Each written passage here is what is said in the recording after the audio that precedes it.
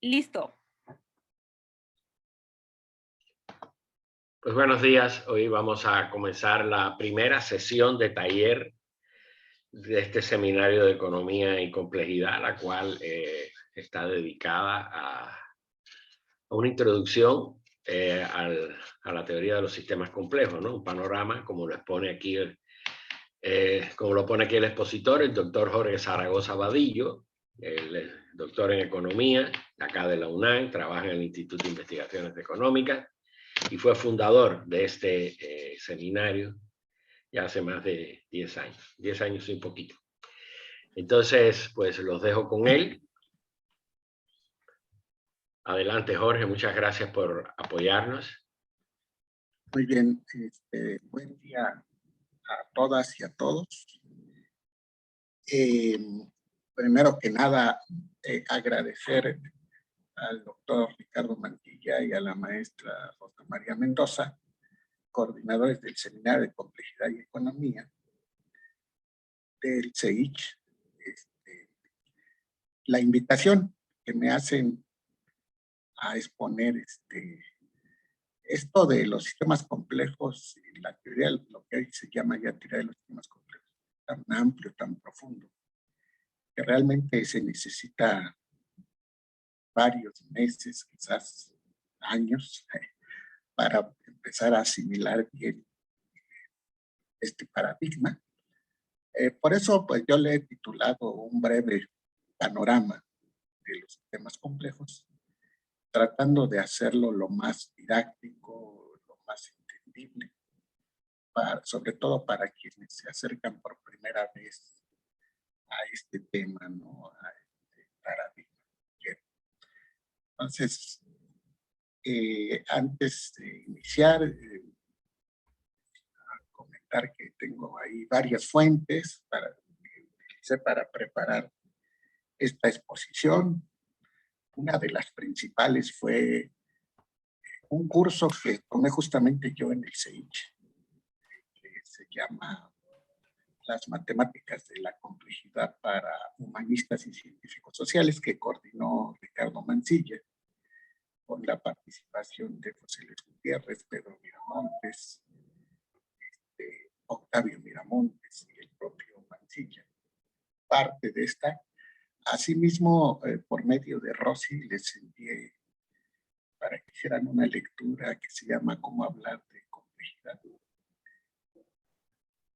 Carlos Gerson, porque esa lectura a mí me parece como una de las más claras para entrar a este asunto de los sistemas complejos. A mí en lo personal me parece también muy buena, muy didáctica. La mayoría pasando a otra cosa, la mayoría de las ilustraciones que usé las tomé de internet. Entonces, afortunadamente ahora ya hay muchas ilustraciones que ayudan bastante. Entonces, pasemos ahora a lo que es el contenido de la plática, ¿verdad? Empezamos por lo esencial, el significado de la palabra complejidad. Ver a Heráclito como precursor del pensamiento sistémico. Una definición de sistema, para después qué es un sistema complejo. Jorge, Sí. te estás escuchando mal. Okay. No sé si son tus audífonos, como me comentabas. Sí. Jorge, tal vez sea buena idea que quites tu video para que tengas el ancho de banda completo para el sonido. Ok.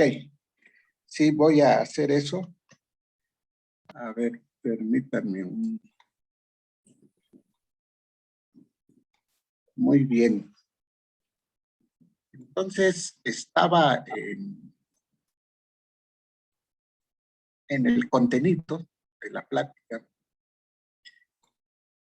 Decía que es un sistema complejo, algunas propiedades de los sistemas complejos, la importancia de las escalas a la hora de abordar un fenómeno desde los sistemas complejos, la importancia que tiene perspectiva y la descripción, que de hecho ahorita vamos a ver que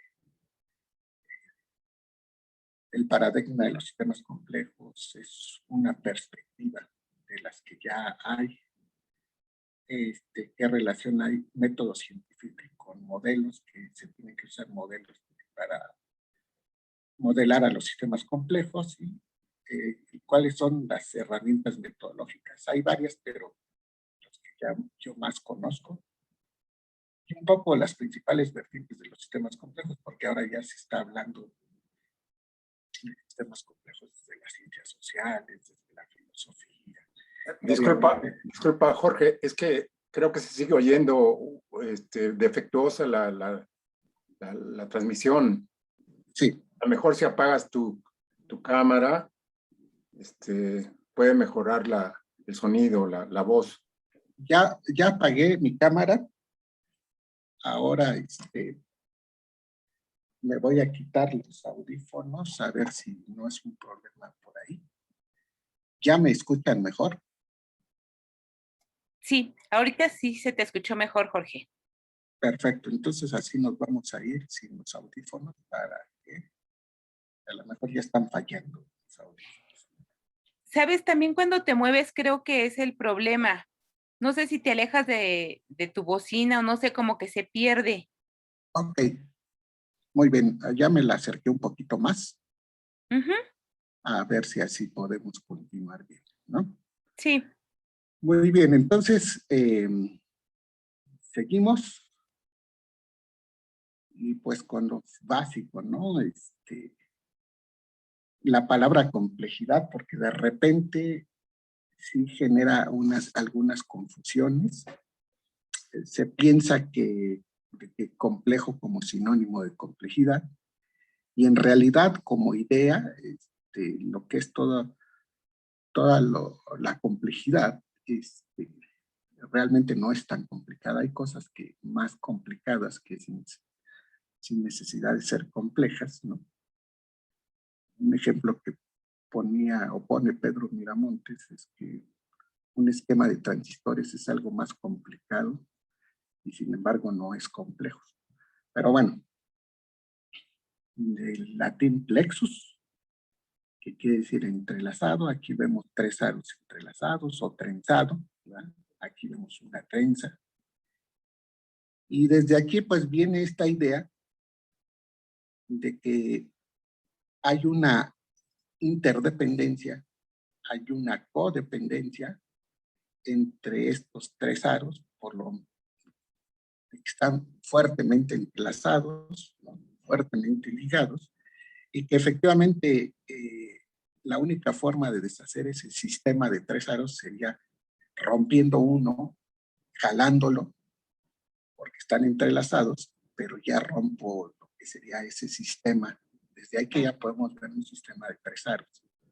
Y que, por ejemplo, si yo agarro cualquiera de los aros, independientemente del material del que se trate, pues al mover uno, necesariamente voy a mover a los otros dos, cualquiera de los tres que agarre. Entonces esa es la idea, esa interdependencia y ese entrelazamiento, ¿verdad? De la palabra complejidad, plexus. Y lo mismo pasa con la trenza, ¿no? Esta trenza como es un sistema como tal, pero si yo la deshago, que va a ser un poco difícil, ya tengo dos partes aisladas, pero ya de manera aislada ya no son esta trenza. Aquí en este caso tenemos que pensar en la trenza como un sistema. Bien, y hay otra palabra por allí, imbricado, ¿no? Están sobrepuestos, ¿no? Así como un tejido. Entonces, eso significa toda esa relación, toda esa interdependencia de los elementos que componen un sistema. Ahora bien, se piensa que el pensamiento sistémico, como ahora le llama Jesserson, es reciente, ¿no? Pero en realidad tiene sus orígenes desde los griegos, ¿no? En este caso Heráclito, en su obra de se llama de la naturaleza, pues rescata dos ideas principales con relación al pensamiento sistémico. Las relaciones, ¿verdad? Otra vez hablamos de relaciones entre elementos, y los procesos, ¿no? En contraposición al modelo o a la propuesta atomista de Demócrito, que Demócrito hacía más énfasis en la esencia de la materia compuesta por átomos. Toda esta cosa de que todas las cosas que vemos son un conjunto de átomos ligados. Y aunque Heráclito no combatía esas ideas, para él no solo eran un asunto de los objetos, sino las relaciones entre esos objetos y los procesos, ¿no? Y desde aquí ya la palabra proceso implica una evolución, ¿no?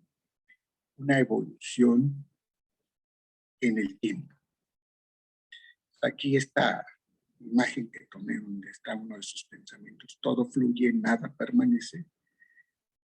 Es que vivimos en un mundo dinámico, donde todo está cambiando a todo el tiempo, ¿no? Todo el tiempo. También de él es la frase esta de que ningún hombre se puede bañar dos veces en el mismo río. Y lo que sí bien es cierto es que si nosotros al otro día regresamos a ese río, bueno, lo vemos un día y al otro día lo volvemos a ver, el caudal y todo lo que hay a su alrededor, pues sigue siendo, se ve igual, pero ese río ya no es el mismo en el sentido de que el agua ya no fue la misma y todo el tiempo no es la misma. E incluso el propio hombre que se fue a bañar, si se va a bañar al otro día a ese mismo río, ese hombre ya no es el mismo, aunque lo podemos reconocer porque tiene la misma estructura, la misma cara, etc. Ese hombre, pues, por lo pronto, ya es un día más viejo, por así decirlo, ¿no? Ya tiene un día más de edad, y aparte todo lo que ha aprendido lo ha cambiado, porque todos los días estamos aprendiendo algo. Entonces podemos reconocer la misma estructura en el hombre y podemos reconocer cierta estructura en el río, pero finalmente ni el río ni el hombre son el mismo, porque todo está fluyendo, ¿no? Todo es dinámico. Entonces podemos considerar que desde los griegos ya había estas dos posturas que se conservan hasta el día de hoy en el pensamiento científico. El otro ha sido el que ha predominado y ahora aparece. Bueno, realmente como que siempre ha estado presente, pero antes no se tenía las herramientas como tenemos ahora, la gran velocidad de procesamiento de las computadoras, de memoria, los modelos computacionales, etcétera, para modelar a los sistemas. También el doctor Germinal Cocho reconoce a Heráclito como el precursor del materialismo dialéctico. Entonces, que a su vez después fue retomado por Hegel y luego retomado por Marx en el materialismo histórico. Entonces, pero fundamentalmente aquí lo estamos viendo como uno de los precursores, que puede haber otros, pero de los más importantes dentro de la filosofía griega, Heráclito. Ahora, antes de pasar a tratar de definir lo que es un sistema complejo, bueno, la definición de Bertalanffy, ¿no? Bertalanffy de sistema. Y como él dice, puede ser definido como un complejo de elementos interactuantes. Y aquí yo subrayé, bueno, puse en cursivas y negritas la frase un complejo de elementos interactuantes, donde dice que interacción significa que elementos P están en relaciones R, de suerte que el comportamiento de un elemento P en R es diferente de su comportamiento en otra relación R', ¿no? Esto es bastante interesante a mí me llamó mucho la atención cómo un sobrino de mi compañera, cuando vivía aquí en México, era muy malo para la escuela, en especial para las matemáticas. Le costaba mucho trabajo. Y después se fue a vivir a Estados Unidos, y allá en Estados Unidos se convirtió en un estudiante brillante y le empezó a entender bien a las matemáticas. Es decir, ese mismo elemento en otra relación, en otro sistema educativo, en el sistema educativo de México algo pasó, los profesores, el sistema donde se le dificultaba aprender, y luego se va a otro sistema educativo y allá sí se convirtió en un estudiante. Este es un ejemplo de lo que quiere decir esto, de que a veces tú no basta con cambiar un elemento de un sistema y lo pasas a otro pensando que va a actuar de manera distinta, porque hay una interacción entre el sistema y los elementos componentes del sistema. De hecho, una de las explicaciones que da Jefferson en la lectura que les recomendé es que un cambio en uno de los elementos del sistema puede producir cambios en el sistema en su conjunto, pero también los cambios en el sistema pueden producir modificaciones en los elementos del sistema. Entonces ahí seguimos otra vez con esta idea. Y hasta aquí todavía no hemos visto lo que sería una definición de sistema complejo. Nada más estamos en la definición de sistema, pero en realidad sí es difícil dar una definición de sistema complejo. El mismo Germinal Cocho lo reconocía. Pero bueno, hay algunas aproximaciones, y por eso, más que una definición, estaríamos pensando ¿qué es un sistema complejo? Entonces, desde aquí, el doctor Germinal Cocho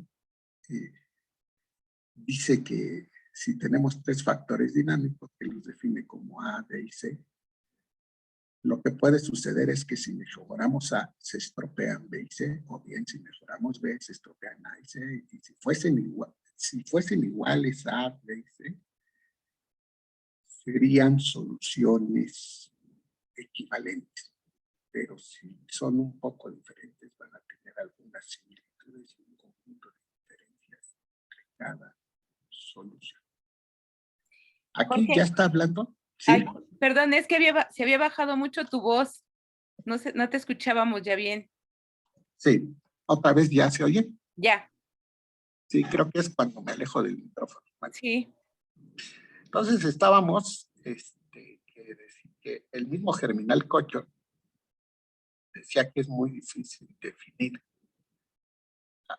lo que es un sistema complejo. Entonces, nos vamos a acercar más o menos a tratar de entender qué es un sistema complejo. Y aquí traté de tomar la explicación más sencilla que da el doctor Germinal Cocho, por cierto, precursor de los sistemas complejos en México, ¿verdad? Todos lo sabemos, bueno, casi todos lo sabemos, pero incluso él dice que su interés por los sistemas complejos fue más por el lado del materialismo dialéctico, que más adelante encontró en la física moderna, ¿no? Lo que llama la física moderna también todo el asunto de las propiedades de los sistemas complejos. Pero aquí está la explicación lo más sencilla posible. Y si tenemos tres factores dinámicos, ¿no? Aquí ya está implícito que cada uno de esos tiene su propia dinámica A, B y C. Lo que sucede en la realidad, en variables dinámicas y además no lineales, lo que puede suceder es que si mejoramos A, se estropean B y C, o bien si mejoramos B, se estropean A y C. Y más adelante dice, si fuesen iguales A, B y C, serían soluciones equivalentes. Pero resulta que en la realidad, pues A, B y C no son necesariamente iguales. Por eso dice que si son un poco diferentes, van a tener algunas similitudes un conjunto de diferencias entre cada solución. Y claro, esto que está diciendo aquí el doctor Germinal, si lo llevamos a un sistema de ecuaciones diferenciales, basta con que haya un pequeño cambio en las condiciones iniciales de una de las ecuaciones para que el sistema nos dé algo diferente cada vez que haya un cambio, aunque sea en una sola de las variables en las condiciones iniciales. Y aquí también él hablaba de la similitud en diferentes niveles de la materia, de partículas, hasta sistemas sociales, ¿verdad? Donde dice que se han encontrado similitudes, pero también hay diferencias. Que así como llama la atención esas similitudes, también hay que ponerle atención a esas diferencias.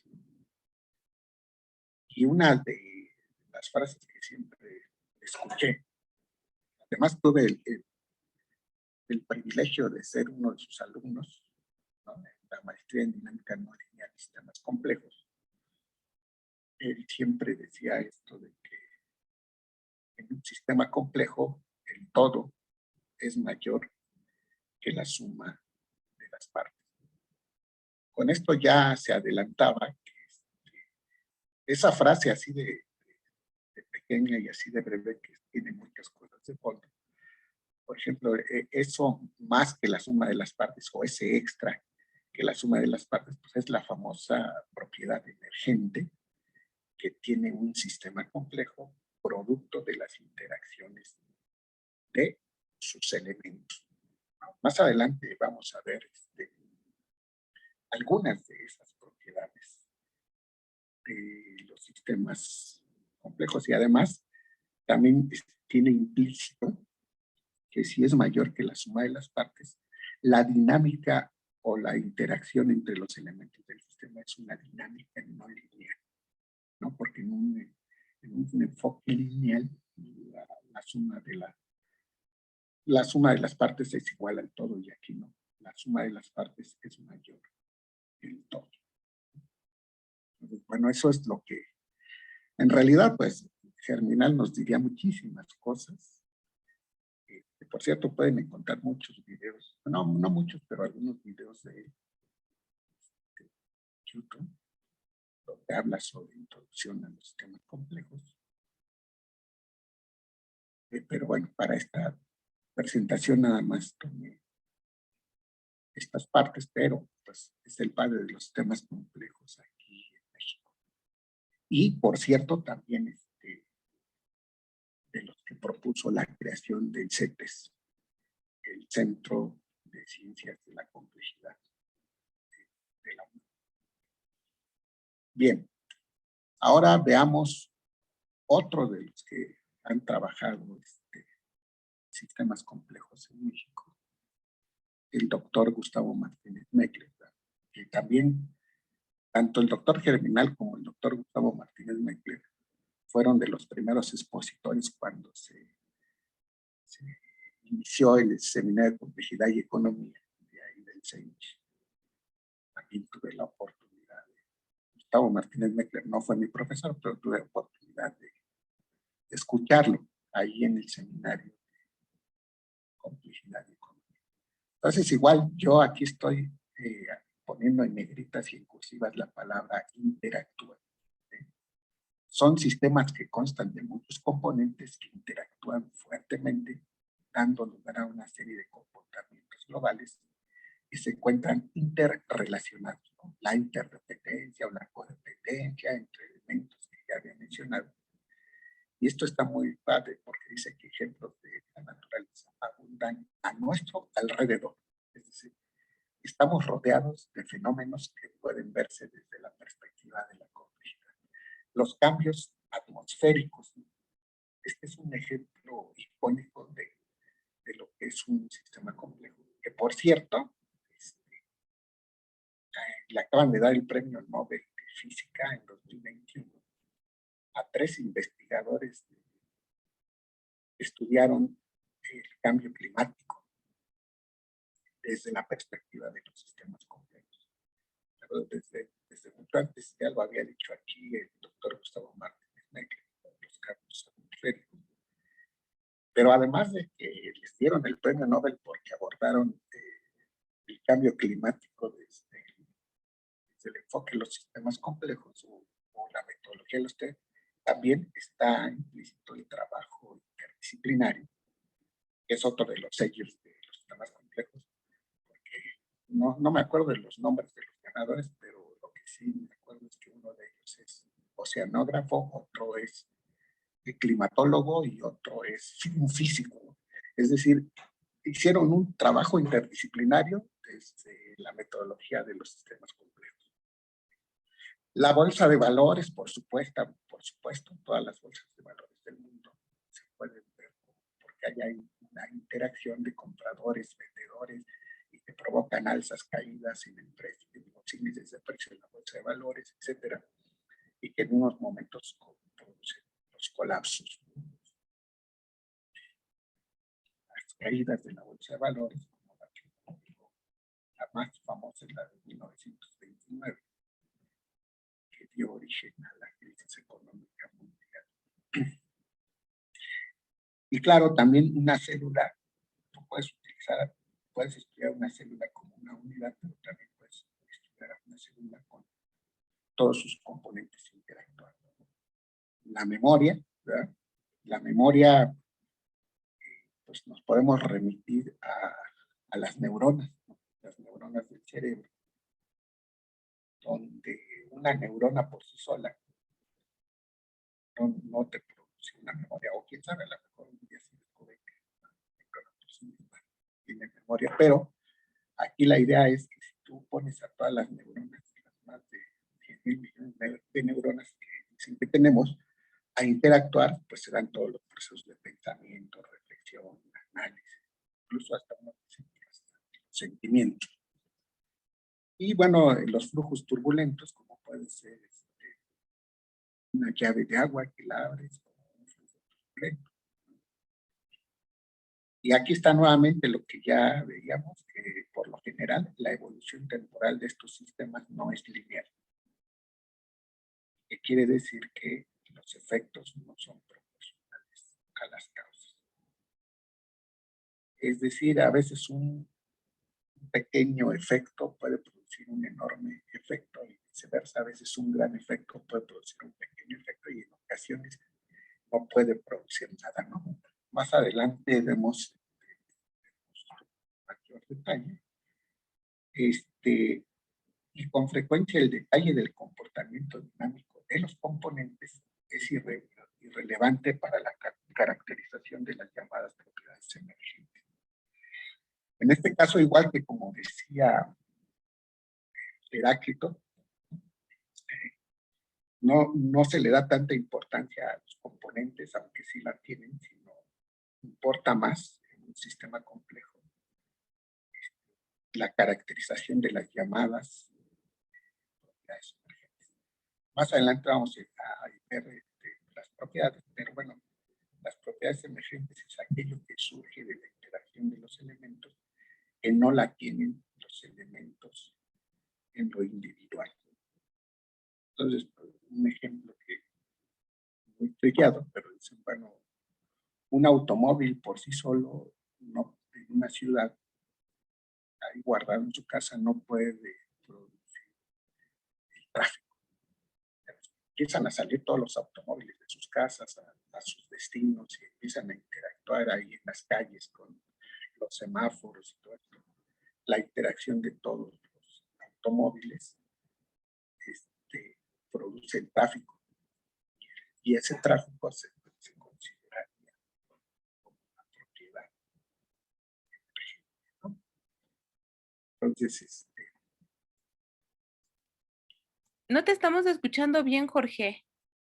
¿otra vez? Sí, es que yo creo que te alejas mucho y de repente bajas mucho el tono de tu voz y se pierde. Sí, ok. Uh-huh. Gracias. Ya, bueno, ahí ya me escuchas de nuevo. Sí, bien. Bueno, entonces estaba hablando de la definición que da Gustavo Martínez Meckler de lo que sería, bueno, una definición, una explicación de lo que es un sistema complejo, donde se destaca otra vez las interacciones, donde se destaca la dinámica no lineal o entre los elementos y las propiedades emergentes, ¿verdad? Y pues muy interesantes sus ejemplos. Incluye a la bolsa de valores como ejemplo de un sistema complejo, ¿no? Bien. Y también la explicación que da el doctor Pedro Miramontes, que por cierto también fue uno de mis profesores en la maestría en dinámica no lineal y sistemas complejos. Y otra vez, ¿no? La palabrita interactúan, un cierto número de componentes simples, ¿no? Aquí define los componentes como simples. Cuando se le da más importancia a las relaciones y a los procesos, los componentes pasan a ser simples, pero después vamos a ver que también esos componentes simples tienen dentro de sí varios sistemas de diferentes escalas que depende de cómo se enfoque, pueden considerarse algunas partes como un sistema complejo. Pero bueno, aquí estamos hablando de la interacción y su estado cambia al transcurrir el tiempo. Aquí está implícita los procesos, ¿no? Y ese cambio es resultado de una dinámica no lineal que usualmente tiene dos partes. Una local que modifica el estado de los elementos vecinos. Aquí vean dos dinámicas, la interna y la externa, bueno, y la global que obedece a las restricciones que pesan sobre el sistema y que provienen de la interacción de este con el resto del universo. Esta parte, por supuesto que todo sistema que nosotros abordemos no es un sistema aislado, hay otros sistemas que lo están rodeando y que de alguna forma lo influyen. Por ejemplo, el sistema económico pues está influenciado por el sistema político. Y tan es así que está tan influenciado el sistema económico por el sistema político, que ahorita lo vemos con mucha claridad en este conflicto entre Ucrania y Rusia. Ya esta intervención, o como le quieran llamar,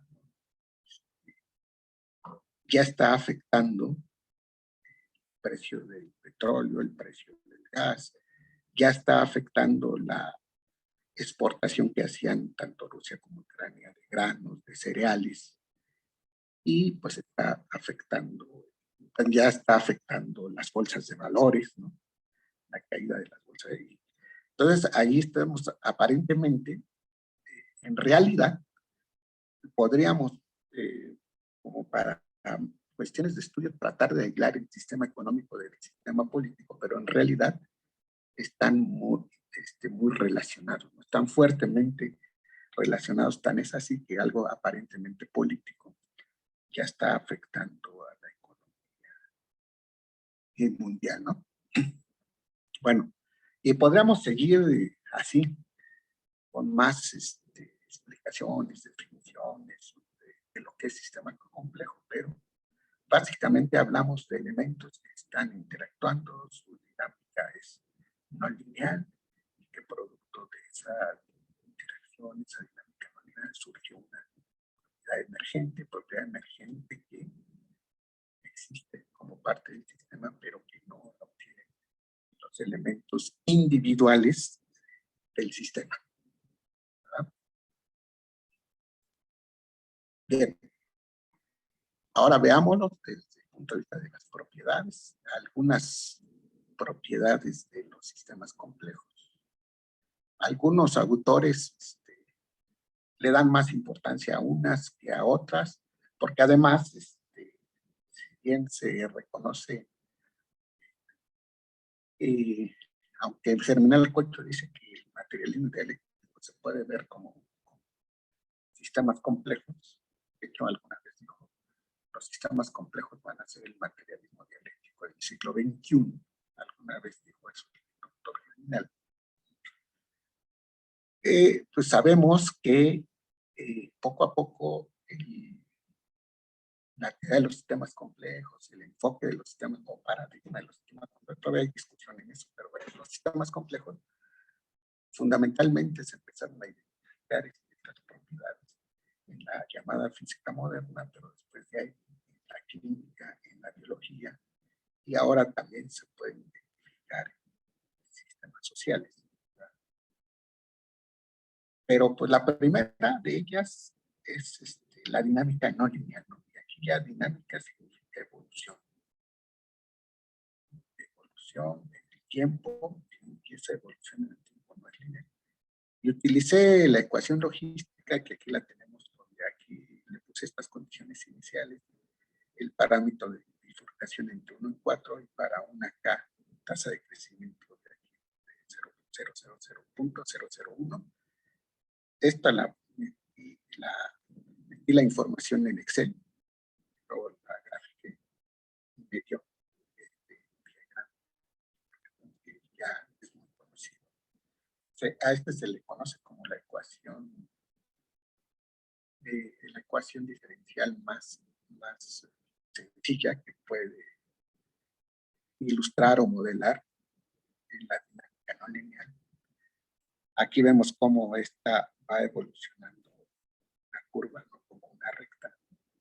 Aquí cuando llega a este valor, el parámetro de bifurcación, si ya se da, por un lado se da una ruptura de simetría, que es la que viene aquí, por otro lado ya se da una primera bifurcación, luego se da una otra bifurcación y luego bifurcación de bifurcación hasta que entra al borde del caos.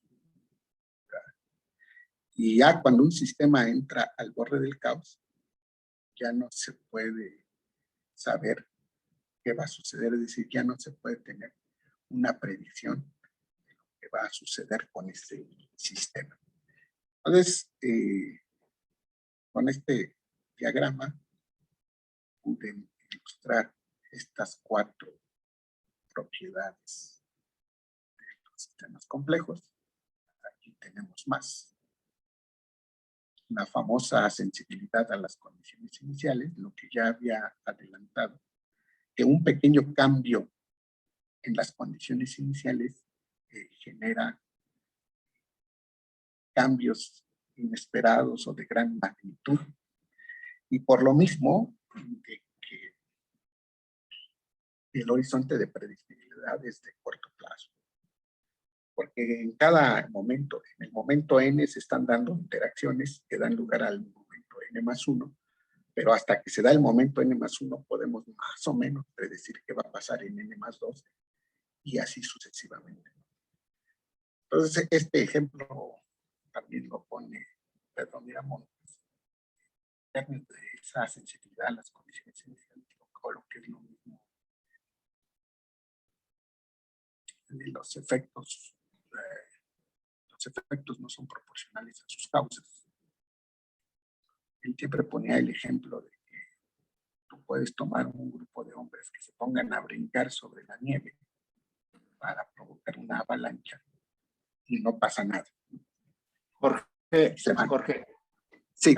Perdón, pero a veces no se te escucha. No te olvides del micrófono. Sí, claro. Gracias, sí. Gracias. Ok. Entonces estaba hablando de que esta sensibilidad a las condiciones iniciales, el ejemplo que pone el doctor Pedro Miramontes es de que puedes poner a un grupo de hombres a brincar sobre la nieve para provocar una avalancha y no pasa nada. Y de repente pasa el tiempo, se van, de repente viene un pájaro y se para ahí mismo y nada, el pájaro produce toda una avalancha de nieve. Entonces, esa es la idea de que los efectos no son proporcionales a sus causas. Y con respecto al horizonte de predictibilidad, es exactamente lo mismo. Carlos Jefferson le llama la irreductibilidad computacional, donde dice que no puede haber atajos, que tú tienes que ir conociendo la evolución tiempo por tiempo, paso por paso, cada momento, para poder hablar de una posible predicción del siguiente momento. Pero es imposible en este tipo de sistemas hacer una predicción, ya no digamos a mediano plazo, mucho menos a largo plazo, ¿no?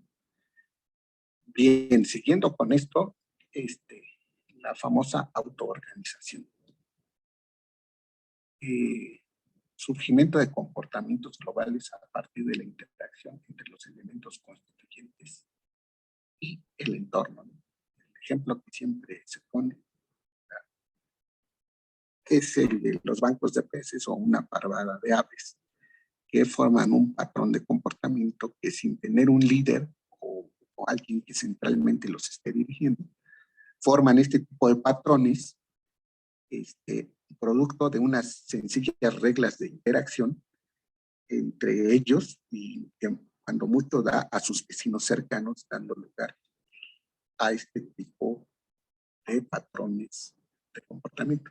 Este tipo de cosas son las que más adelante lo vamos a ver con más detalle, son las que hoy en día se pueden hacer con la modelación basada en agentes. Entonces, ahora estas cosas, a mí esto me recordó lo que acaba de pasar ahí en el Estadio La Corregidora de Querétaro, en el fútbol mexicano, como producto de las interacciones a partir de que alguien desata la violencia, se empieza a hacer una especie de contagio de la violencia entre los demás miembros que estaban, y se armó todo un caos.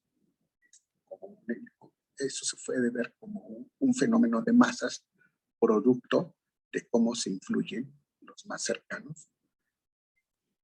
Y este es otro ejemplo de cómo muchas personas que en ese momento cayeron en el contagio y en la dinámica, en un fenómeno de masas, de violencia en el estadio, puede ser que esas personas en otro momento y en otro lugar sean personas muy bien portadas, muy bien educadas, pero en la dinámica que se generó ahí en el estadio se volvieron altamente violentas y agresivas, ¿no?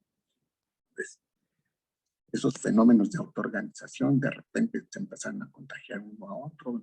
A lo mejor por ahí surgió un líder que de repente decía, no, pero finalmente fue un fenómeno de contagio entre ellos mismos. Contagio de la violencia, no de un virus. Otra propiedad es la fractalidad, que se presentan estructuras autosemejantes a cualquier escala espacial o temporal. Aquí pongo como ejemplo el triángulo de Sierpinski, pero la fractalidad la podemos ver también en otros fenómenos, por ejemplo, las ciudades. Podemos tomar las ciudades dentro de un país y encontramos que son ciudades. Hay grandes ciudades, ciudades de tamaño mediano, ciudades pequeñas, y que se pueden representar con una ley de potencias, la llamada la ley de Zipf, pero que ese fenómeno también se puede presentar a otras escalas, por ejemplo, las ciudades del mundo, y así sucesivamente, pero también podemos encontrar fractalidad en la naturaleza. Y si cortamos un tronco, podemos ver que forma la figura desde el centro hasta el exterior. La misma figura se va formando, o las capas de una cebolla cuando se cortan.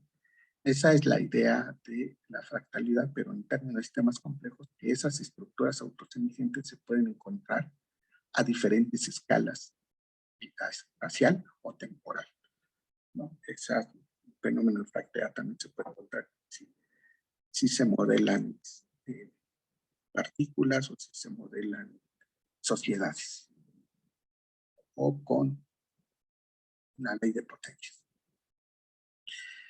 Y este fenómeno de criticalidad autoorganizada, debido a la dinámica interna del sistema, evoluciona de manera natural hacia un estado crítico, donde existen correlaciones a corto y largo alcance y fluctuaciones de todos los tamaños que se distribuyen como una ley de Zipf-Pareto, es decir, una ley de potencias de la forma 1/F, la cual exhibe propiedades de autosemejanza temporal y espacial. Y un ejemplo que es muy usado es el de la famosa pila de arena,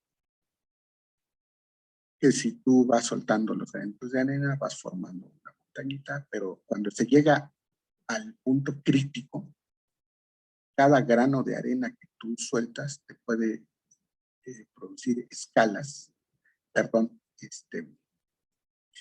te puede producir desplazamientos de diferentes tamaños, pequeños, grandes, algunos muy grandes, y que esos también se pueden poner como una ley de potencia, como el ejemplo que tenemos aquí. Y este fenómeno también lo podemos ver en los sismos. Sabemos que existen sismos de pequeña magnitud, casi imperceptibles, ¿no? Como el último que acaba de ocurrir, que tuvo su epicentro ahí en Veracruz, ¿no? Otros pues, microsismos que pasan, pero de repente viene un sismo enorme.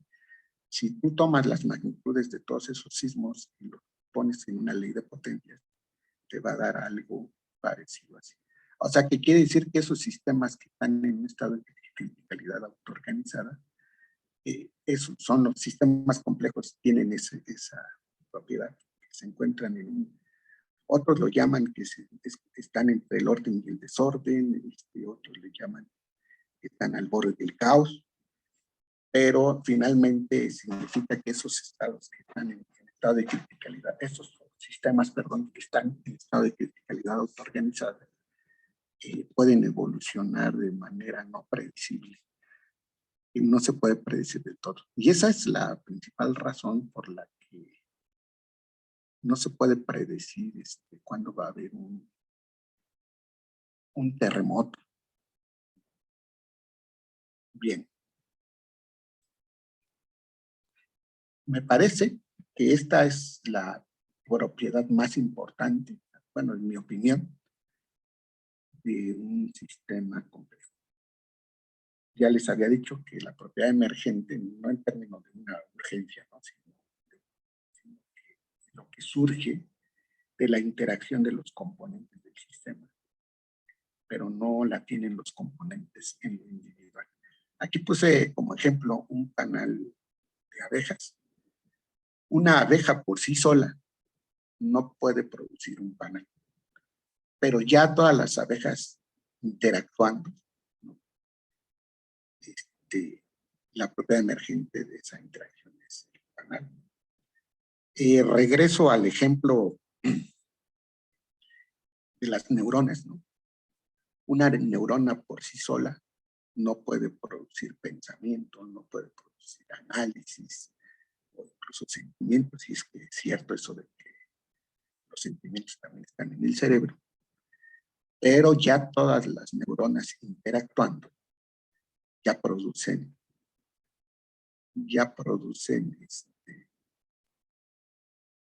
sentimientos, pensamientos, análisis, en fin, arte, todo lo que es capaz de hacer un cerebro humano con todas sus neuronas interactuando, y algunos dicen hasta que se producen ahí rutas, y conexiones, en fin, los que saben más del tema, pero la idea aquí era poner ese ejemplo. Bueno, entonces aquí de repente, ¿cuándo un sistema es complejo, no? O cuándo conviene abordar a un sistema desde el enfoque o la perspectiva de la complejidad. Esto tiene que haber de acuerdo a los intereses del investigador, ¿no? Aquí retomo esta frase de Gershenson, de la lectura que les sugerí que leyeran, que él dice que al haber distintas descripciones de los mismos fenómenos a escalas múltiples, naturalmente encontraremos ejemplos de sistemas que se consideran complejos a una escala, pero no a otra. Por ejemplo, si se toma un solo individuo, es decir, una sola persona, pero que no está interactuando con nadie más, esa persona por sí sola, nada más el individuo en su conjunto, sin tomar en cuenta todos los sistemas que tiene a su interior, pues no, a esa escala no es un sistema complejo, una sola persona que no está interactuando con otra, ¿verdad? Pero si tú te vas a otra escala y, por ejemplo, te vas a los sistemas que están dentro de ese ser humano. Por ejemplo, aquí tenemos el sistema circulatorio, el sistema nervioso, el sistema digestivo, el sistema muscular, el sistema respiratorio, ¿sí? Y el sistema digestivo. No, el sistema esquelético, es el sistema óseo, ¿no? Entonces, aquí ya, para empezar, todos estos sistemas están dentro de un ser humano y están interconectados, interactuando unos con otros, y todos en su conjunto forman a un ser humano. Pero tú te puedes ir a estudiar nada más el sistema nervioso central, que es donde están las neuronas. Y ahí los componentes de ese sistema son las neuronas. Y así, en el sistema circulatorio, pues están el corazón, están las venas, etcétera. En el sistema óseo están los huesos. Pero entonces todo depende de la escala a la que se estudian. Por ejemplo, Carlos ya se compone el ejemplo después de estudiar un ecosistema en escala temporal, desde que ese sistema, o un ecosistema por un día, ¿no? Y así, entonces, lo mismo podemos ver en la economía, ¿no? Que tú puedes estudiar a la economía a nivel, fundamentalmente ahorita se conoce a la microeconomía, a la macroeconomía, pero no se ha estudiado mucho a la mesoeconomía, pero también tú puedes estudiar la dinámica dentro de un supermercado o la relación entre el mercado, las empresas, en fin. Hay diferentes escalas a las que se puede estudiar la economía. Pero bueno, eso me invitó Rosy a hablar de, creo que el 5 de marzo, digo de abril, otra plática donde voy a hablar de la economía desde la perspectiva de la complejidad. Porque finalmente la complejidad es una perspectiva, una metodología, una forma distinta de abordar los fenómenos a lo que ha sido la ciencia tradicional. Entonces ahora vamos a ver cómo se puede abordar la economía desde la perspectiva o la metodología de los sistemas complejos. Bien, aquí la perspectiva y la descripción nos va a llevar a lo que es este asunto de los modelos, ¿no? Entonces también la perspectiva o contexto son circunstancias y condiciones que rodean el fenómeno investigado, lo que nos lleva a las preguntas de investigación y a proponer las hipótesis.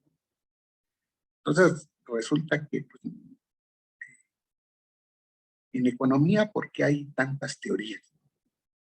Porque cada quien ve a la economía desde su perspectiva, desde su contexto. Pero aquí puse esta figurita, ¿verdad? Donde uno ve al 6 y otro ve al 9 y los dos tienen la razón. Es decir, a veces se puede ver un fenómeno nada más desde una perspectiva y piensa uno que esa es la correcta y el otro que la ve de la otra perspectiva también pone sus hipótesis, ¿verdad? Y sus preguntas de investigación, y en realidad a veces los dos tienen razón, nada más que, y a veces se pelea por eso. Eso aquí me gusta esta. Yo creo que estas se las han mandado a muchos de ustedes por las redes sociales. El hecho de que tengas razón no quiere decir que estoy equivocado. Simplemente no has visto la vida desde un lado. Aunque por otro lado también es cierto que a veces se forman ideas, se hacen descripciones basadas en intereses, ¿no? Y a veces se argumenta de acuerdo con el propio interés, y cuando se están argumentados desde un propio interés, sin tener una mente abierta, pues cuando no se llegan a acuerdos.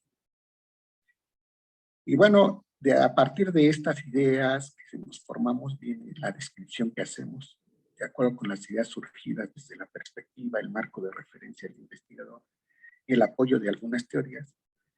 Se hace una descripción del fenómeno misma, que es una forma de modelación. Ya en el momento en que uno describe el fenómeno o lo escribe para explicarlo, de algún modo ya estás haciendo una forma de modelación, porque estás haciendo una abstracción del fenómeno real.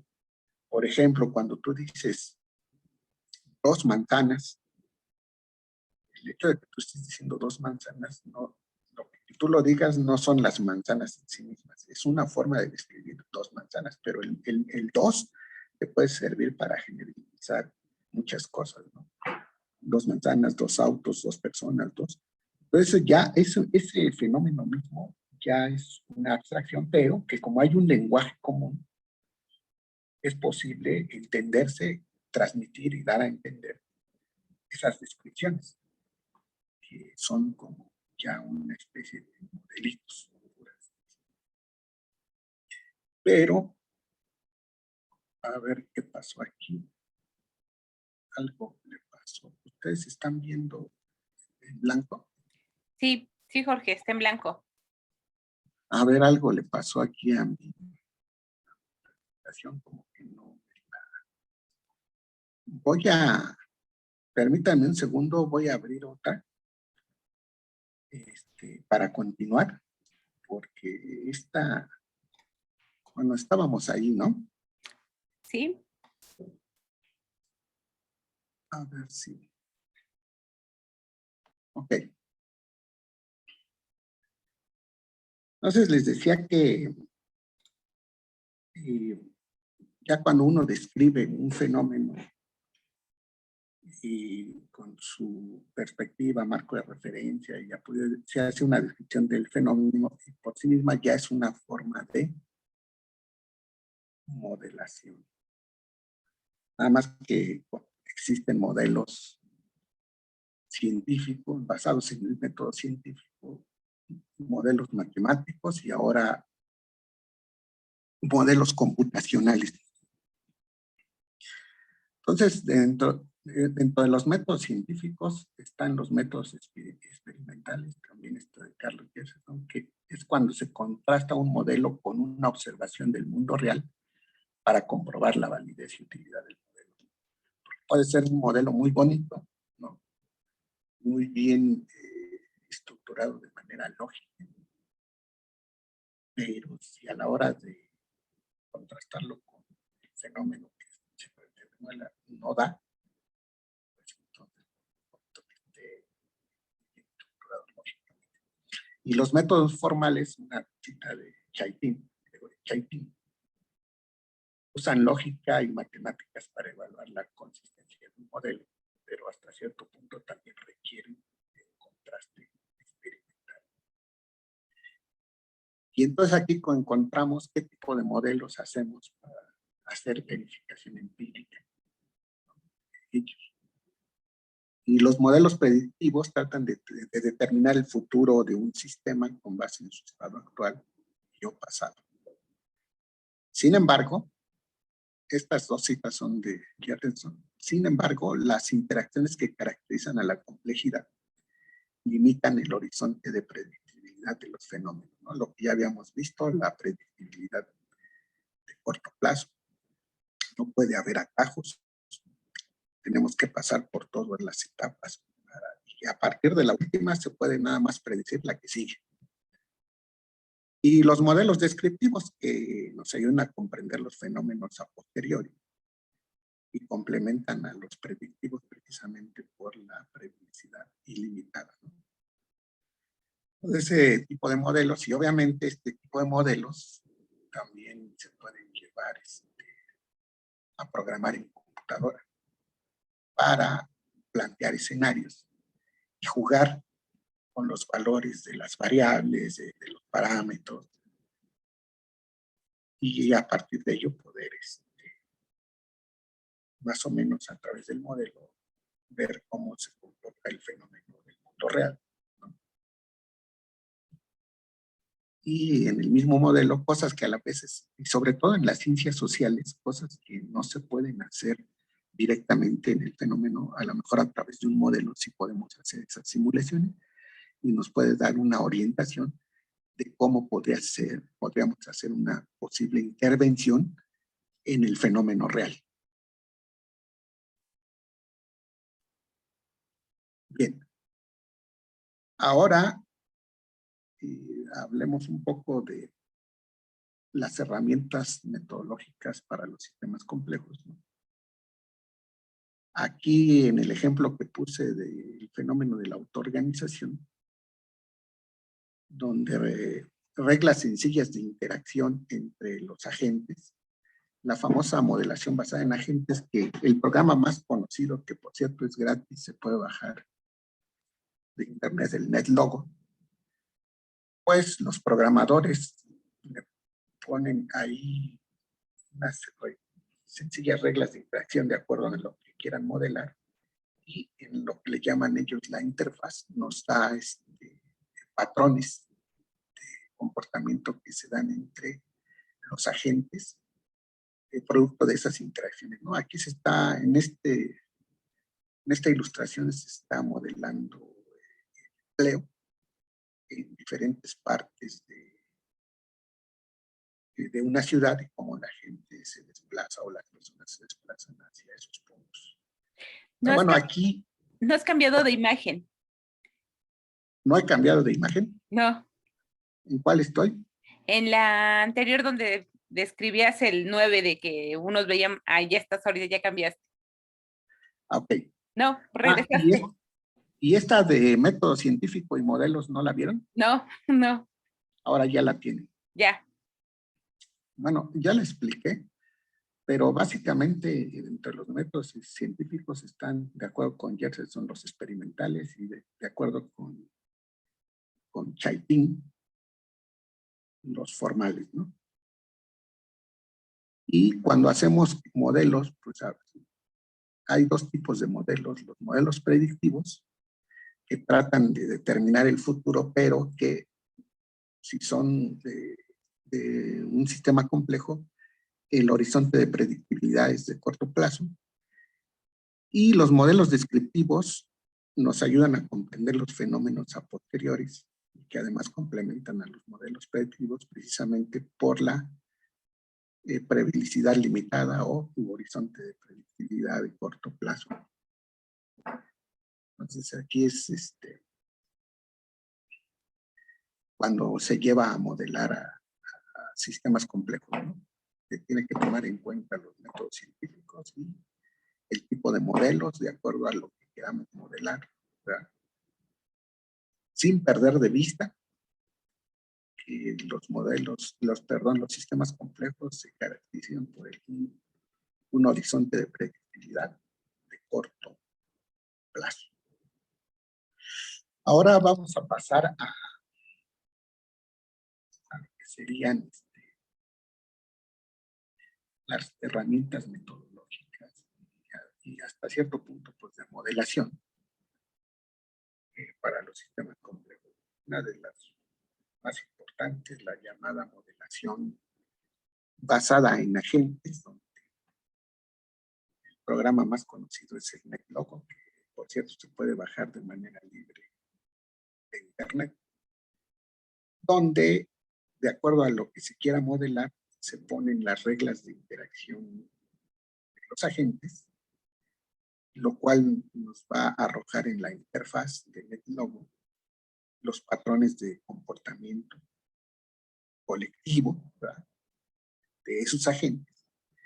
En este caso, esta ilustración, cada color representa los lugares donde la gente recurre en buscas o donde consiguen empleos, ¿no? Pues aquí se forman estos patrones en una determinada ciudad, pero ahora es lo que les decía al principio, que aunque ya desde Heráclito existía el pensamiento sistémico, hoy tenemos la fortuna de la velocidad de procesamiento y la memoria de las computadoras y los programas para modelar. Todo esto, a hoy tenemos la gran ventaja de que estas herramientas nos permiten modelar a los sistemas complejos. Y si bien es cierto, la idea, el concepto de lo que realmente es un sistema complejo no es algo complicado, de repente ya cuando se usa este tipo de herramientas, o sea, ya ponerte a estudiar modelación basada en agentes, ponerte a estudiar sistemas dinámicos, etcétera, ahí es donde tiene un tipo de dificultad. Pero si se hace trabajo interdisciplinario, es posible hacer buenos trabajos y resolver, hacer propuestas de solución a ciertos problemas. Pero bueno, esto es la modelación basada en agentes. Aquí el experto es el colega Gustavo Carrión. Es económico. No sé si está invitado, pero él es el que les puede dar una plática más a fondo de lo que es la modelación basada en agentes. Está la famosa teoría de redes. Detrás de ello está la teoría de grafos, ¿no? Donde están los nodos, las aristas, y hay muchos tipos de redes, ¿no? Está el nodo central y qué pasa si afecta su... Pero de algún modo la propia ilustración de una red demuestra las interacciones de los elementos de un sistema. Entonces, esa es la otra de las herramientas importantes metodológicas para modelar sistemas complejos. La famosa teoría de sistemas dinámicos no lineales, que se basa en sistemas de ecuaciones diferenciales no lineales acopladas. En este caso estoy poniendo como ejemplo el famoso modelo depredador-presa, que si se dan cuenta pues son un sistema de dos ecuaciones diferenciales donde interactúan la presa y el depredador, y que esto si se lleva a una gráfica con el programa de cómputo MATLAB a través del B-Plane, nos muestra aquí uno de los puntos de equilibrio en el centro y cómo se forman las órbitas alrededor de ese punto de equilibrio de acuerdo a la condición inicial, y donde en algún momento dado está la mayoría de depredadores, y ya las presas están a punto de extinguirse, pero que no conviene que se extingan porque si no después que van a comer, pero después se recuperan y así están. Pero bueno, este es un ejemplo. Hay muchísimos modelos, sistemas diferenciales.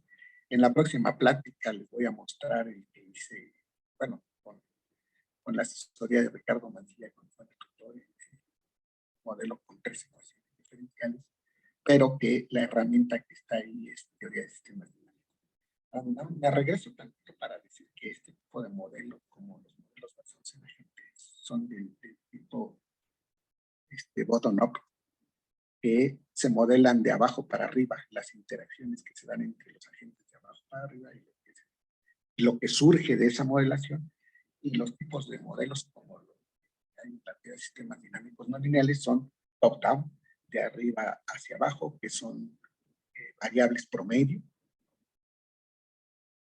que las podemos interactuar por medio de este sistema. La evolución de las mismas con el tiempo.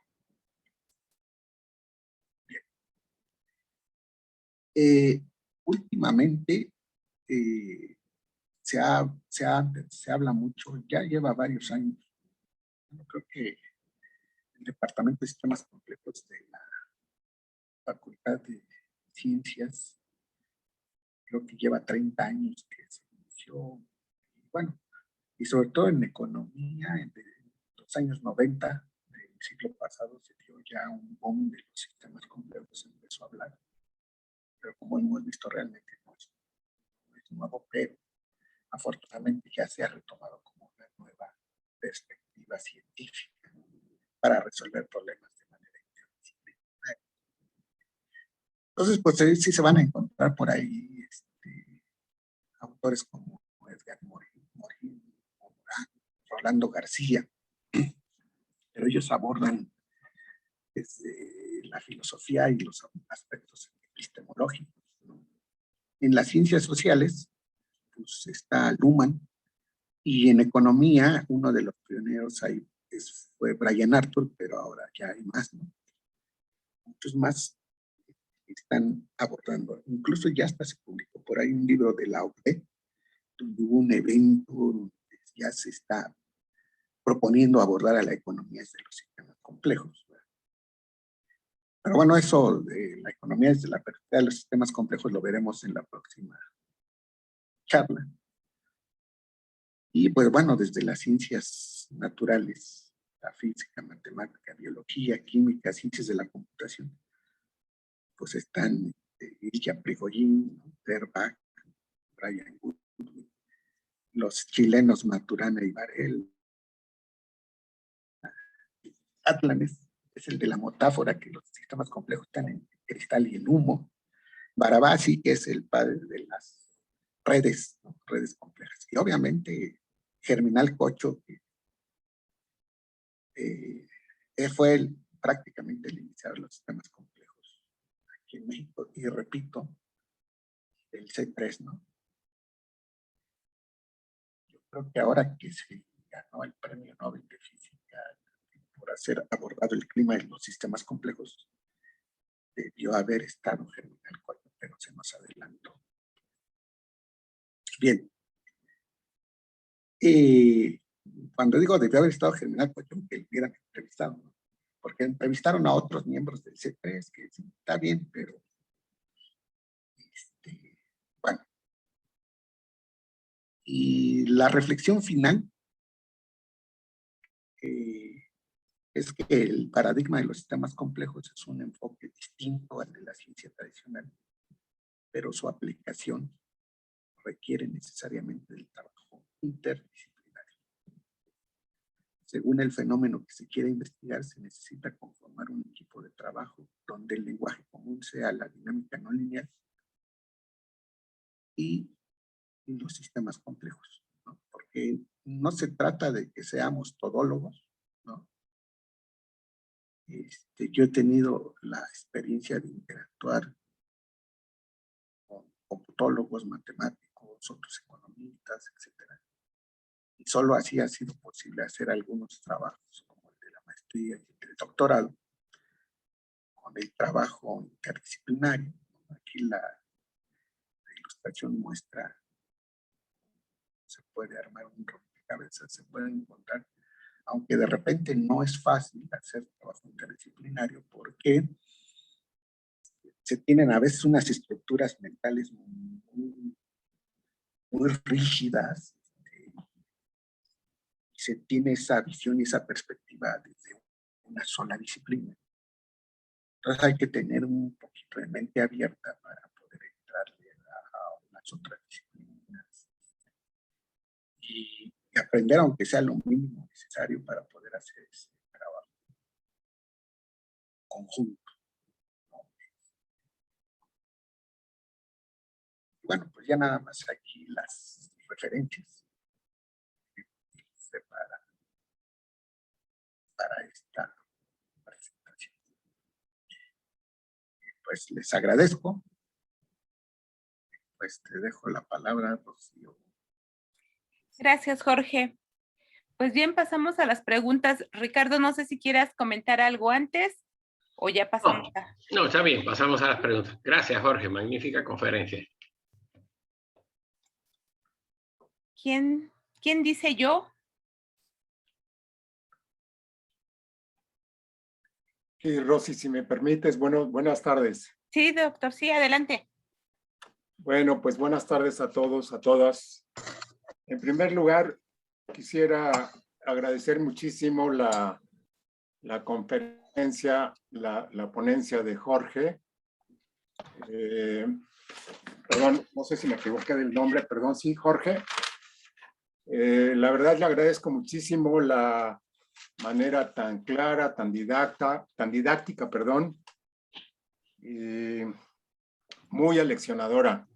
En lo particular, yo le agradezco muchísimo porque para mí ha venido a llenar una laguna enorme que yo tenía o tengo todavía, pero Jorge ha contribuido a llenar un tanto o mucho esta laguna en relación con el abordaje de los sistemas complejos. Entonces lo felicito y de verdad le agradezco muchísimo. Me ha nutrido muchísimo su charla. Y quisiera hacer dos preguntas, Jorge, pero antes quizá preguntarte, hablas de una próxima charla sobre sistemas complejos, una próxima plática ¿para cuándo sería? Creo que sí es el 5 de abril, antes de vacaciones. Ahorita les digo bien cuál es la fecha. Perfecto. Muy bien. Bueno, una pregunta, Jorge, es, tengo entendido que en la Universidad de Oxford han estado trabajando en los últimos años sistemas complejos desde el enfoque o de los modelos basados en agentes, en la gente. Entonces quisiera preguntarte si tienes alguna información de estas gentes que han estado trabajando esta temática y qué avances o qué perspectivas nos han proporcionado y si vale la pena indagar y conocer un poco más los trabajos que se están haciendo ahí en relación con esta temática. Y la otra pregunta, Jorge, quisiera introducir aquí un elemento que no está contemplado en el análisis de los sistemas complejos y que no sé qué tanto quepa este concepto. Antes menciono lo siguiente.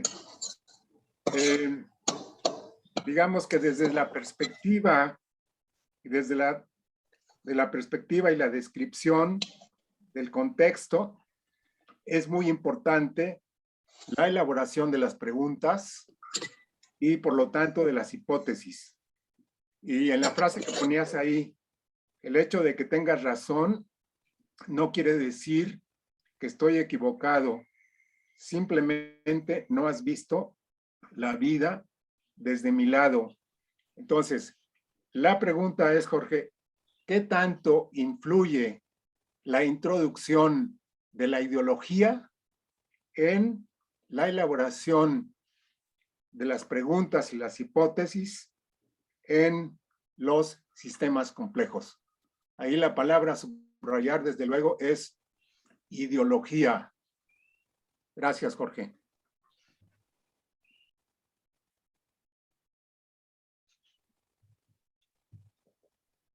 El micrófono, Jorge, lo tienes apagado. Muy bien. Ahora sí se me escucha bien. Sí. Ok. Pues mira, de los trabajos que están haciendo en la Universidad de Oxford, no estoy todavía muy bien enterado, pero qué bueno. Pero creo que de allá es Duncan Foy, uno de los economistas que están trabajando en sistemas complejos. Lo único que sí es que hay que tener mucho cuidado. O sea, sí puedes revisarlos, pero hay que tener mucho cuidado en algo. Brian Arthur, digamos que es uno de los primeros que empezó a entrarle a los sistemas complejos aplicados a la economía, él dice que hay que tener mucho cuidado porque hay que ver a la economía como proceso, ¿no? Como verbo, las acciones de la economía como un movimiento dinámico y no como sustantivos. Como objetos. Entonces dice que hay veces, no sé si tú sepas que está en la vertiente neoclásica, la vertiente keynesiana o los keynesianos. Y ahorita la que sigue predomina, bueno, ya se está cayendo, pero ha predominado muchos años, el llamado mainstream, la versión oficial que basada en la economía neoclásica, la teoría del libre mercado, consumidor promedio. Entonces, lo que decía Brian Arthur es que hay que tener cuidado que hay trabajos de la teoría neoclásica que usan modelación basada en agentes y que creen que ya nada más porque usaron en la teoría neoclásica modelación basada en agentes ya están haciendo economía desde la perspectiva de los sistemas. Nada más hay que tener cuidado en eso. Por supuesto que cuando se tiene una perspectiva, se tienen unas ideas, se tiene un concepto, pues de algún modo sí está implícita un poco tu ideología. Y por lo que decía el doctor Germinal Cocho, esta frase siempre me dio vueltas en mi cabeza cuando dijo, es que los sistemas complejos son el materialismo dialéctico o la dialéctica del siglo. Entonces, lo que sí es que son dos formas de concebir el mundo, y el que llevó el materialismo dialéctico, el materialismo histórico, fue Marx, con toda la visión que ya sabemos que tuvo el marxismo y todas sus repercusiones. Pero lo que sí es bien claro, y hay por ahí un capítulo en un libro que se acaba de publicar en Sage, donde hablamos, es en coautoría con Edgar Acapita y Ricardo, y Gustavo Carrión, donde argumentamos cómo el enfoque de sistemas complejos es más ad hoc a la llamada economía heterodoxa. Es decir, a todas las corrientes distintas a la teoría neoclásica, que es la que te habla de un equilibrio estático, de un consumidor promedio, de toda esa economía que, aparte de que es estática, reduccionista, lineal, nada ya tiene que ver con esta idea de que no solo la economía, sino la vida como todo. Por eso cité a Heráclito, es procesos, relaciones. Entonces, ahora, cuando dices pues, ideología, detrás de cada teoría económica pues, está una ideología. Y aparte de esa ideología, pues, se plantea una pregunta de investigación, se plantea una hipótesis. Por ejemplo, un capitalista nunca se va a plantear por qué existe la explotación del hombre por el hombre. Esa sería más o menos mi respuesta. Salvador. Muchas gracias. Gracias, Jorge. Gracias.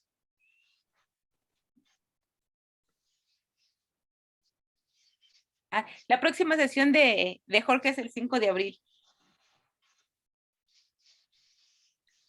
¿Alguien más?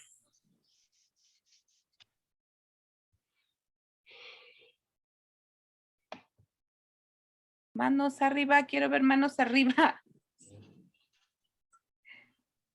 Como dicen por ahí, ¿no? Sí. O no entendieron nada o todo quedó bien claro. espero que todo haya quedado. Doctor, claro. Adelante, doctor Carlos. Su micrófono. Buenas tardes. ¿Por qué el concepto de ciencia compleja, de complejidad, ha tardado tanto en permear en nuestro país, en las diversas disciplinas que la academia tiene sus estudios, sus desarrollos, trata de concebir los problemas que se enfrenta y que buscan disciplinariamente descubrir las razones, los problemas y las soluciones? Bueno, yo lo que te voy a decir es mi opinión, ¿no? Mi opinión es que es muy común que los seres humanos nos identifiquemos con nuestras profesiones. De repente ahí uno dice, yo soy economista, ¿no? Yo soy, a mí me gusta más decir, estudié una licenciatura en economía, estudié una maestría en tal cosa, y el doctorado. Porque eso de identificarte con carrera quiere decir que si critican a tu profesión, es que es un ataque personal. No te escuchamos, Jorge. No se te escuchó. Ok. Otra vez me voy a quitar los audífonos. Decía que un problema que yo veo, y esto es una opinión muy personal, un problema que yo veo, es una opinión muy personal, es cuando te identificas con tu profesión. Yo decía, a mí no me gusta decir, yo soy economista, estudié algo de economía, ¿no? Porque además lo que te dan una licenciatura es apenas una introducción. Y entonces cuando te identificas con tu profesión, alguna crítica, ya sea una crítica constructiva, sientes que el ataque es contra ti. Y luego, si tienes tu teoría favorita, tienes ahí una teoría favorita, y de repente alguien dice, ¿sabes qué? Tu teoría está equivocada, ¡pum! Así como que, ¿cómo, no? Me están diciendo que yo estoy equivocada desde otro punto de vista. Y aparte, ir desarrollando el pensamiento sistémico, pensar de una manera dinámica, no lineal, a pesar de que estamos rodeados de un mundo que está en constante cambio y hay procesos. A veces tenemos estructuras mentales muy rígidas. En ese sentido, Germinal Cocho era excepcional. O sea, él veía que tenía una intuición científica, veía cosas que difícilmente. Entonces, él fue el que empezó a relacionar a la dialéctica con sistemas complejos, la dialéctica con la medicina, la dialéctica con la sociedad. Tenía su seminario ese de ciencia y sociedad. Y eso como que dificulta, cuando no se tiene esa mentalidad o esa visión como Germinal, a veces dificulta entrar y comprender otras ciencias. Esa es la primera, es ciertas identificación con la profesión, ciertas estructuras mentales rígidas, y la otra es que si ya vienen los procesos y las relaciones ya venían siendo planteadas desde Heráclito, no se tenían las herramientas que hoy tenemos, las computadoras como laboratorio de investigación con toda la velocidad y poder, los programas de cómputo, para modelar los sistemas complejos. Entonces yo creo que para mí, esa es mi opinión, son los dos motivos por los que ha sido un poco. Y bueno, pues también está la lucha de egos, ¿no? A veces eso impide que se formen equipos interdisciplinarios para resolver problemas. Gracias. Sí, Ricardo. ¿Alguien más o tú quieres tomar la palabra, Ricardo? No, está bien así. ¿Sí? ¿Alguien más?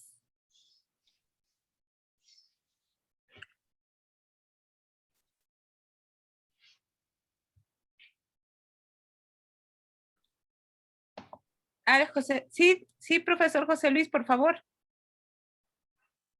¿Se me escucha? Sí. Ah, qué bueno.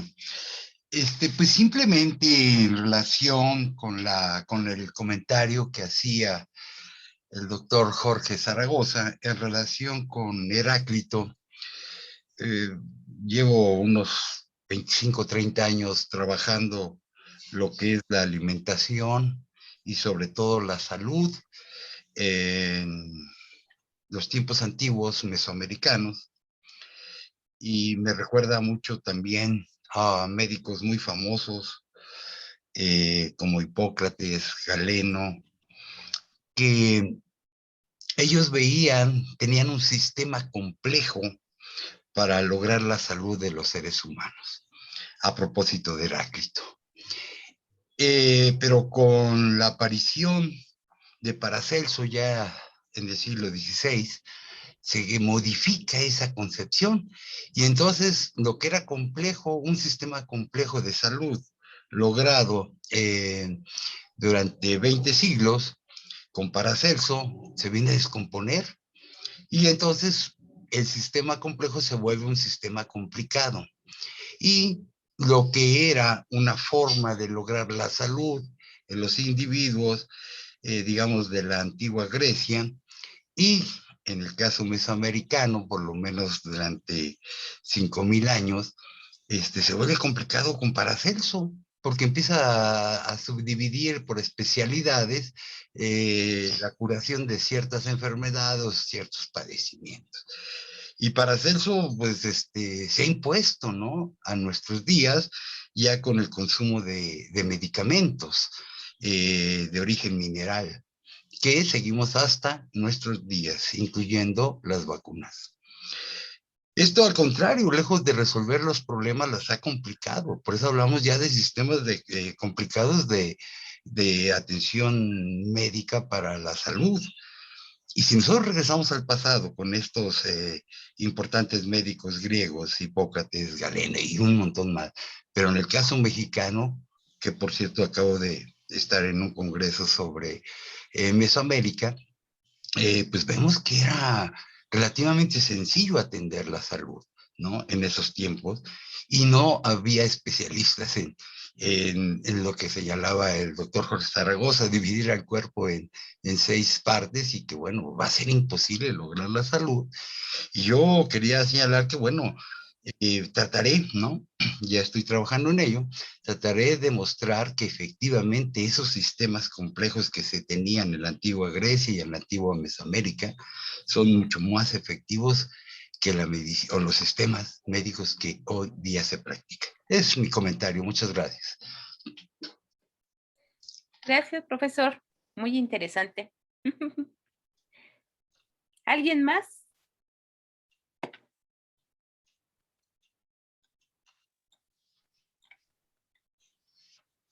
¿Alguien más? ¿Alguien más? En el chat tenemos un comentario, dice Cruz García. La diferencia entre la ideología y la complejidad radica en que la primera es asumida como una versión de cualquier fenómeno. En cambio, la complejidad es un intento de autocorregir cualquier versión de la realidad. ¿Qué opinas, Jorge?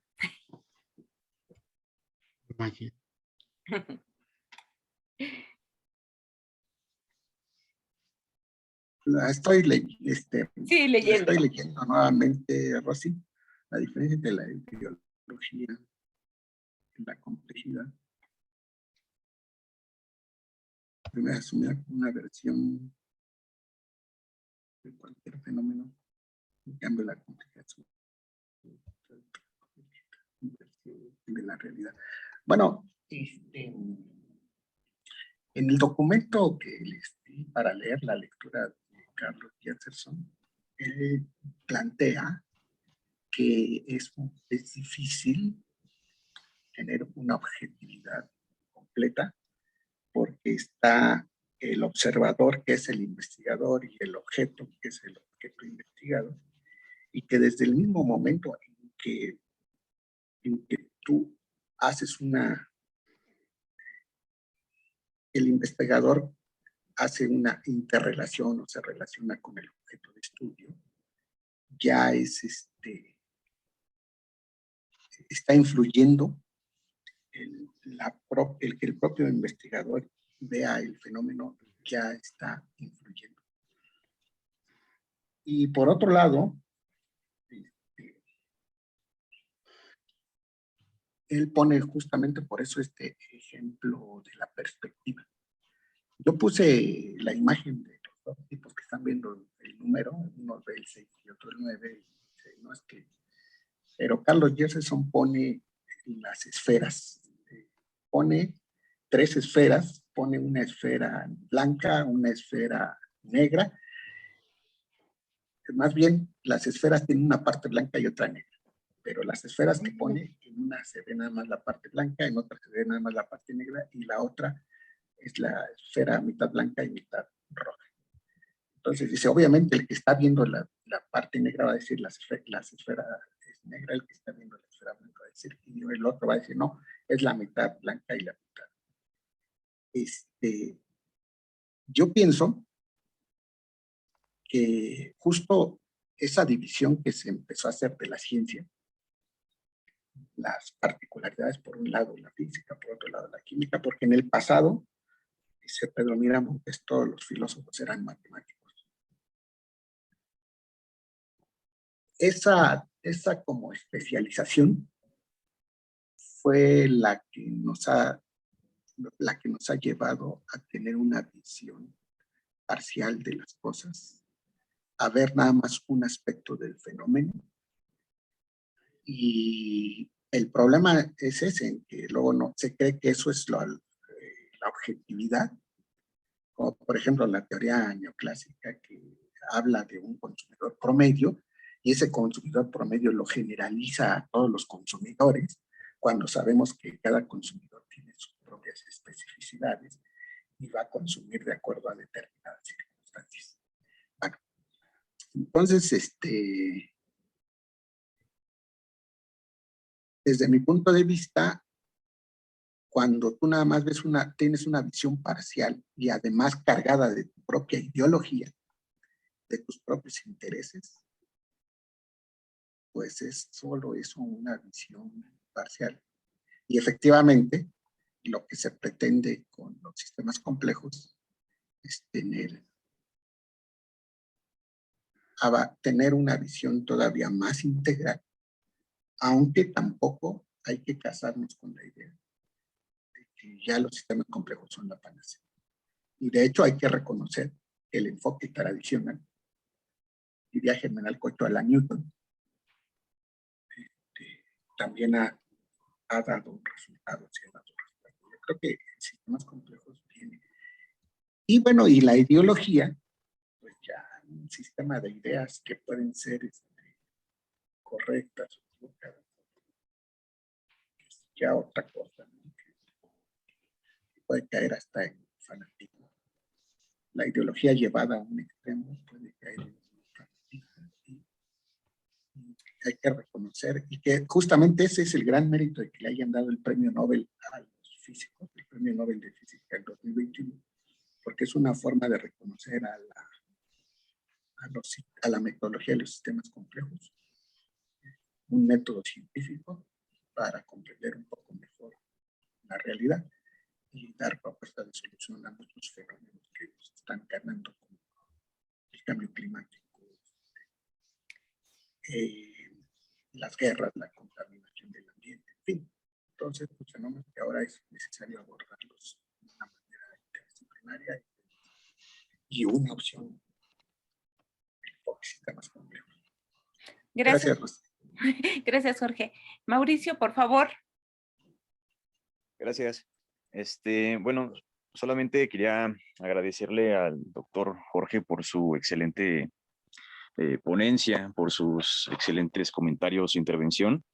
Me gustó mucho que mencionara a Maturana y Varela, a Edgar Morán, a Ilya Prigogine, porque, bueno, son algunos autores que ahorita he estado revisando para un proyecto que estoy haciendo.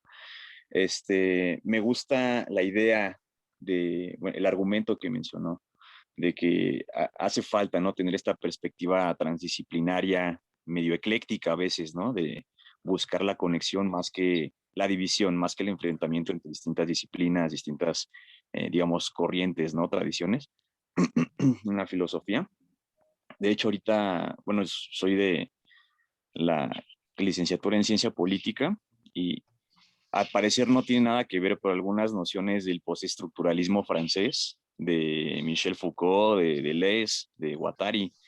Me suenan mucho cada vez que oigo conceptos, ¿no? De sistemas y de sistemas complejos relacionados con autopoiesis, con la importancia que tienen las relaciones entre los elementos para poder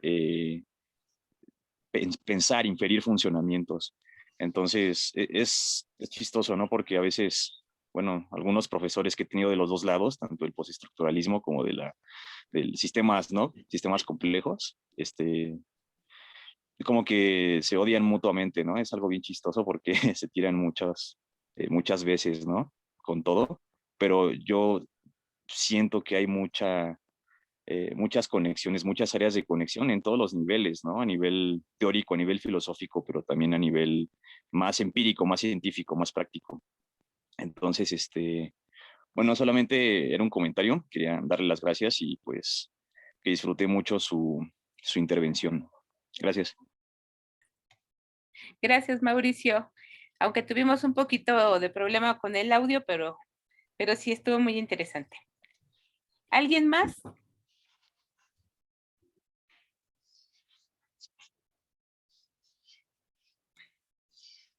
Creo que ya nadie más. Ricardo. Bueno, pues muchas gracias, Jorge. Te agradezco mucho que hayas compartido acá con nosotros tu tiempo y tu saber. Quiero hacer un comentario general. La semana próxima iba a exponer la doctora Marika Wakatsu de la Universidad de Princeton. El tema es que ella me pidió que la moviéramos de lugar porque tuvo un problema personal. Entonces, la próxima semana se la vamos a dedicar